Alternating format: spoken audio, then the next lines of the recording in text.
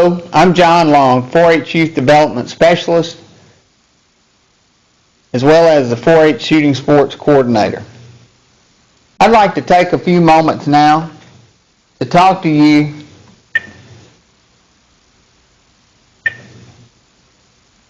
about the ages and stages of youth.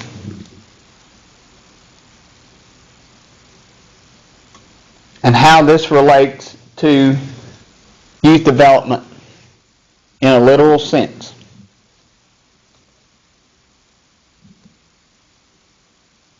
First, we have to recognize that there are different stages of youth development. Today we'll be talking about early childhood, middle childhood, and the teen years.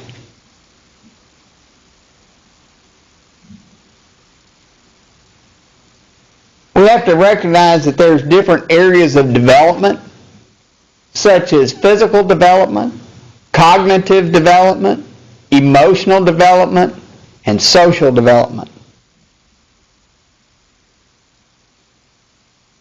Here's a development matrix. When you look at early childhood, on the physical side,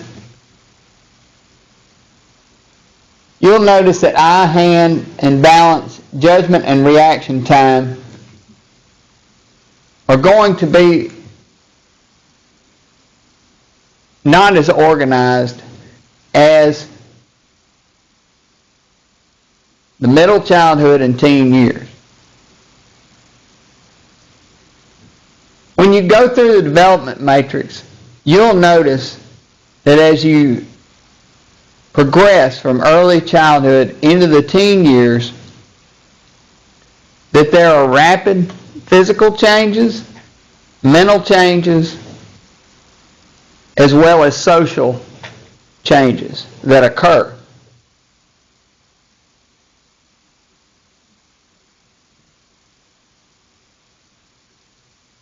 One of the more dramatic would be socially. Early childhood, you will see same-sex friendships and a close tie to family. And then by the time you get to the teen years, you see romantic relationships and peer relationships occur.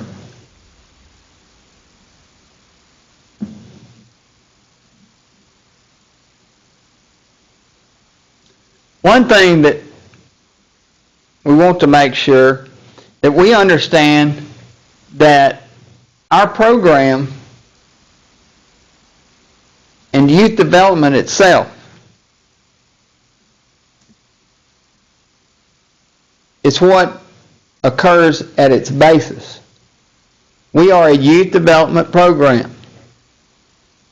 Each stage of development, from early childhood, starting with age 8 in our program,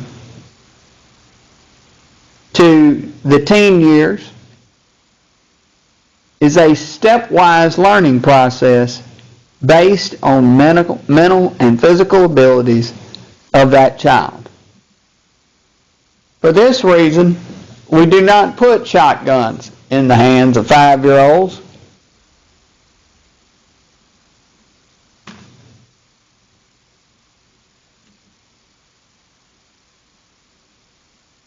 What are the implications for volunteers? Well, we have to understand that we have to provide experiences that encourage appropriate physical activity for the age.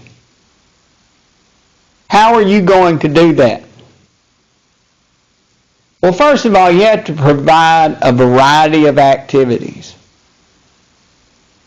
If you have a group of 8-year-olds, if you have a group of 10-year-olds, if you have a group of 18-year-olds, how are you going to monitor those activities, to structure those activities based on those different abilities? It takes planning. You need to do that, again, through that variety of activities. If you can't work with an 8-year-old at that time, you need to have enough volunteers that you can have them work with that child while you are working with an older child. And making sure that you have enough help on the range is the way that occurs. But you really have to put some forethought into what you're doing, not simply showing up at the range and punching holes in paper and leaving. We need to avoid comments that criticize or compare. Avoiding comments such as this is critical. If you look back at the matrix that we talked about from early childhood all the way through the teen years, so basically ages 8 to 18, there is a common thread that goes through all children, regardless of age. And that is comments that criticize, comments that bring them down. They react to it all in much the same way, regardless of age. They withdraw from it. So make sure that when you say something, that it is actually what you mean, and that we are building young people up and not tearing them down. Children do not understand sarcasm. They may take a sarcastic remark that you meant no harm by, and it will stick with them for the rest of their life. So you need to think about that before you say something in an attempt to be funny or to relate to that young person. In everything they do, you need to find something positive in it. Accent the positive and reduce or eliminate the negative. Remember, positive encouragement keeps a child coming back and back and back. We are to teach young people. We are to encourage them. Again, we are to be that caring adult that they need to feel safe around. If you need assistance, get it. Evaluate your program. Evaluate if you're overworked. Evaluate it if you're understaffed. And do something about it. Because you need to know that you're going to have to provide those learning experiences for those kids based on their ages and not based on just mere activity.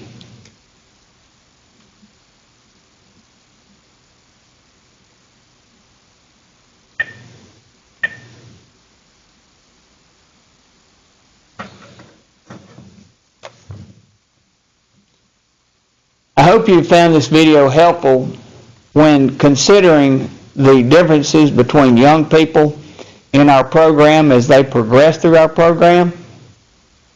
And I hope that you realize that planning is one of the most important things you can do in order to make sure that you are providing the adequate instruction based on the variety of ages that will be in your group. Thank you.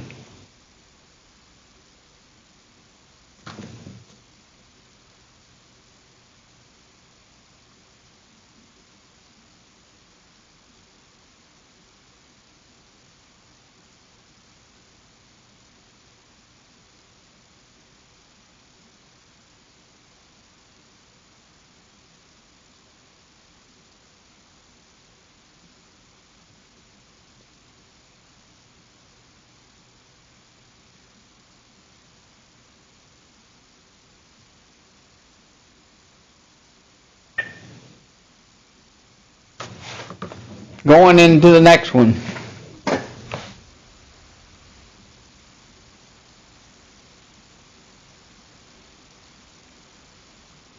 Hello, my name is John Long.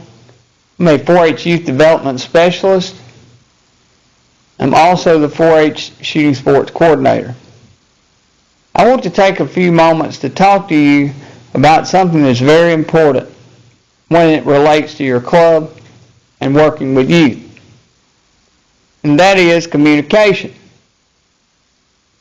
I'm going to swap over now to the presentation, and we'll go through it together.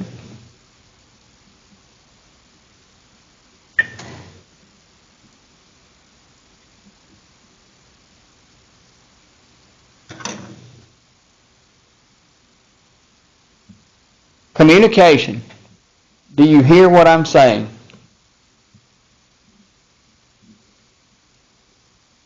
I'll start this presentation by asking a question. What are things that are needed for communication to occur?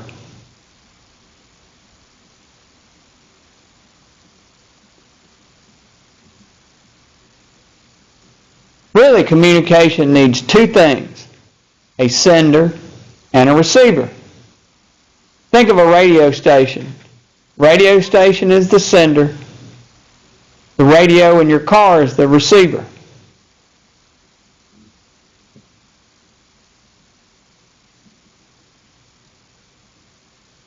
I'll ask another question. How do you know that communication has or has not occurred?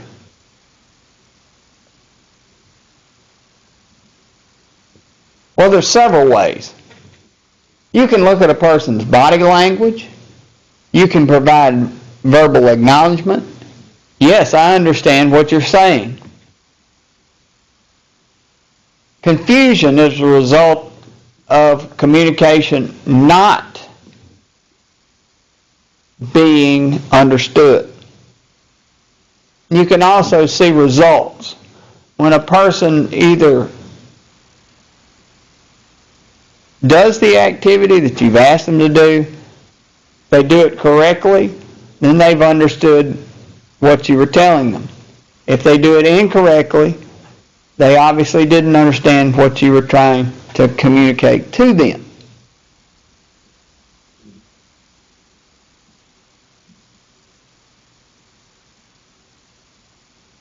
One of the single biggest problems in communication is the mistake that it has actually taken place.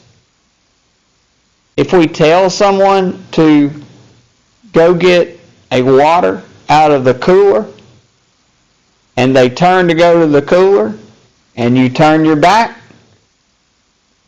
and you know that they've returned, and you turn around and they came back with a soft drink, then obviously communication that was thought to be understood had not taken place.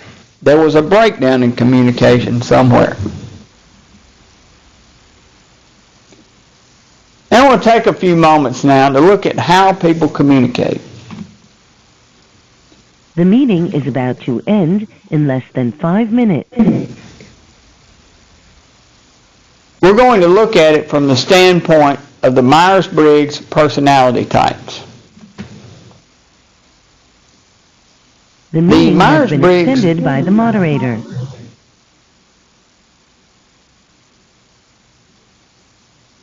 The Myers-Briggs Personality Type Indicator, or MBTI, uses preferences through 4 dichotomies that look at 4 different aspects. The favorite world, or where we communicate. Information, how we receive that information. Decisions, how do we make decisions. And structure, how we deal with the outside world. Now, as we go through each one of these, you might want to write down exactly what you think that your personality type is based on the description. Now, the first 2 are probably the most easily identifiable to most people. In fact, some people think that they can judge a person's character within 5 minutes of speaking to someone. So it's very easy to make assumptions based on a person's communication or interaction with you. So let's take a look at the first two. Extraversion and introversion. I know that many of you are extroverts, and I know that many of you watching may be introverts. Very easily to describe. Extroverts are outgoing. They're comfortable in groups. They have a wide range of friends. And they jump into activities without thinking. These are the talkers, the mover, the shakers. Those are those people that have never met a stranger. That's an extrovert. An introvert is right the opposite. They're seen as reflective, maybe even contemplate issues more so than an extrovert. They're comfortable being alone. In fact, they're energized from being alone. They know a few people well. Now, knowing a few people well is defined as a person that would come get you out of the ditch in the middle of the night. That is their relationship. That would be one of their friends. They are very selective on who they bring into their world. They are not ones to move into action quickly. In fact, they are more subdued. They are less likely to jump into something. They have to think about it. They have to make a plan before they make any decision on action.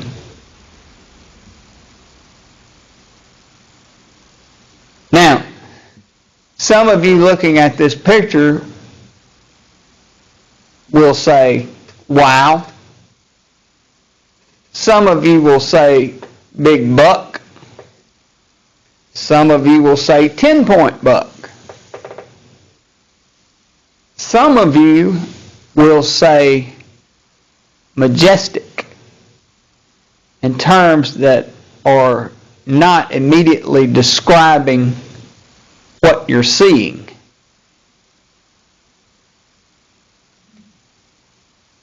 This is how we receive information. If you're sensing, you solve problems through facts. If the first thing you thought of was a buck deer, and that's factual information. It was a 10-point buck, that's factual. But if you're an intuitive person, you associate a fact with ideas and possibilities. And some of these people are considered dreamers. I think it's important to note at this point that there are no right and wrong personality types. Everyone is different. Recognizing that is one way of understanding that person.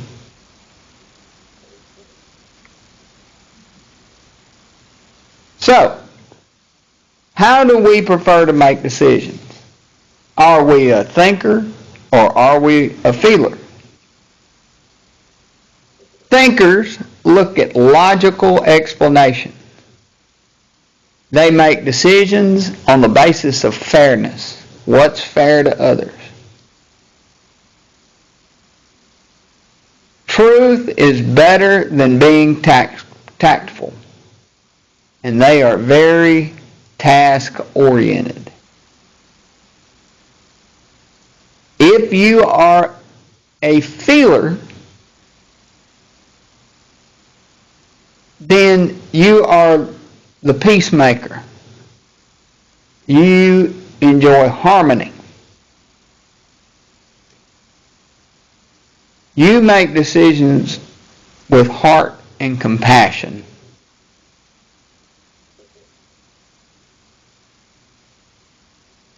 and not necessarily on the basis of fairness.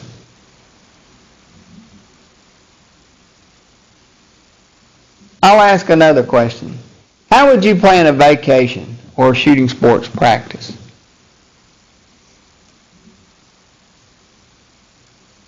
Well, if you're a judging person, then you're going to have a to-do list.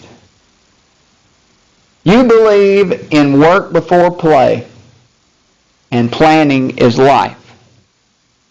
So, going back to our question of how would you plan a vacation,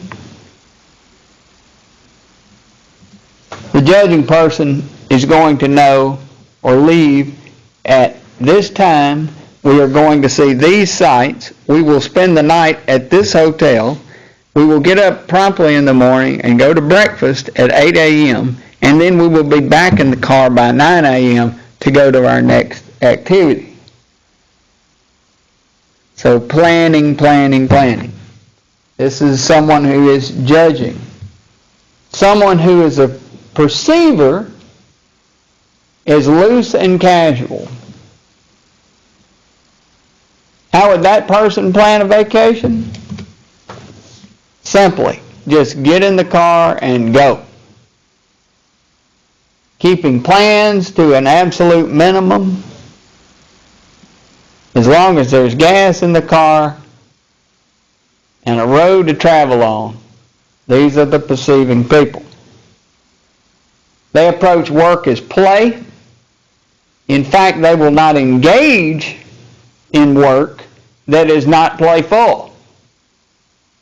And if they do, it is an absolute struggle for them.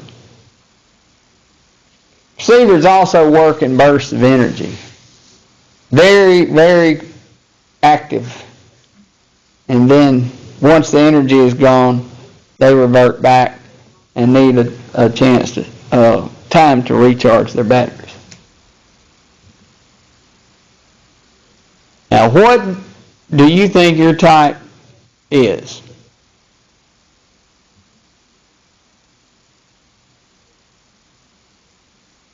Remember, the most important thing in communication is hearing what isn't being said. Always communicate with respect. And you can't control response, but you can control how you respond.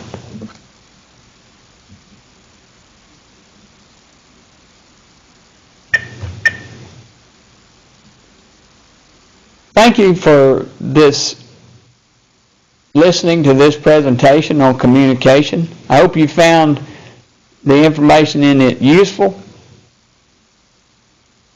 and I hope you have a great day. Thank you.